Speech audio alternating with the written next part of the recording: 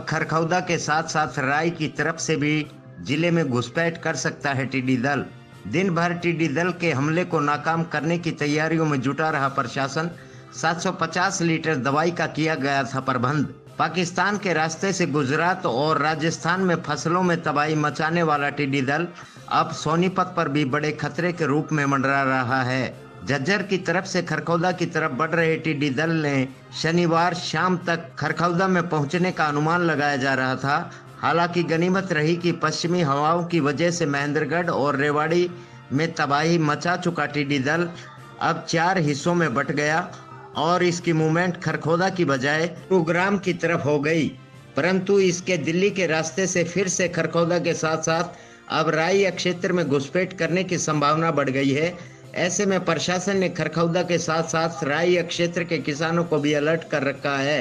दरअसल सोनीपत के खरखौदा की तरफ जो दल पिछले कई दिनों से बढ़ रहा था, उस टिड्डी दल में करीब 60 लाख टिड्डी के शामिल होने की संभावना जताई जा रही है। टिड्डी दल 10 किलोमीटर की लंबाई और 6 किलोमीटर की चौड़ाई में फैला हुआ है, जो खरखौदा की तरफ बढ़ रहा था।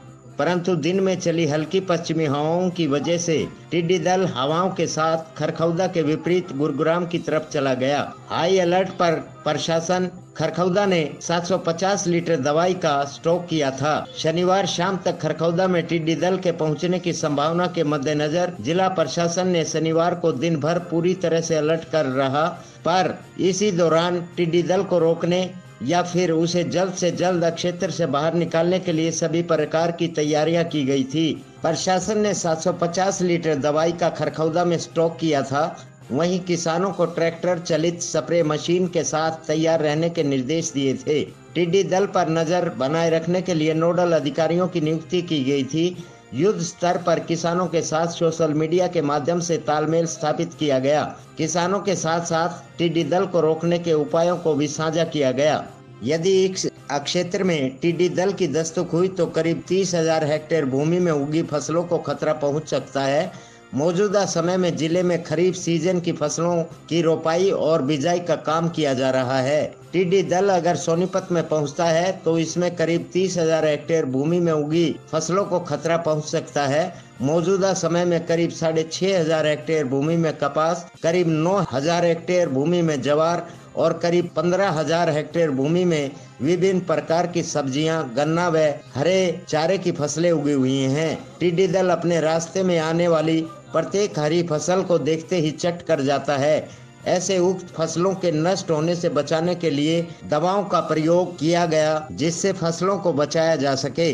कृषि उप निदेशक सोनीपत अनिल सहरावत ने बताया कि टिड्डी दल पर विभाग पैनी नजर बनाए हुए है। हवाओं की दिशा विपरीत होने की वजह से टिड्डी दल की मूवमेंट गुरुग्राम की तरफ हो गई है और यह 4 हिस्सों में बट गया है। ऐसे में अब सोनीपत के खरखौदा के साथ साथ राई क्षेत्र में भी टिड्डी दल घुसपैठ कर सकता है। टिड्डी दल को लेकर कृषि विभाग ने अपनी पूरी तैयारी कर ली है। स्प्रे के लिए, दवाई के लिए स्टॉक के साथ साथ किसानों के साथ तालमेल स्थापित करके गांव स्तर पर टीमों का गठन किया गया है। किसानों को लगातार जागरूक किया जा रहा है। खरखौदा से एस.एस. शर्मा की रिपोर्ट।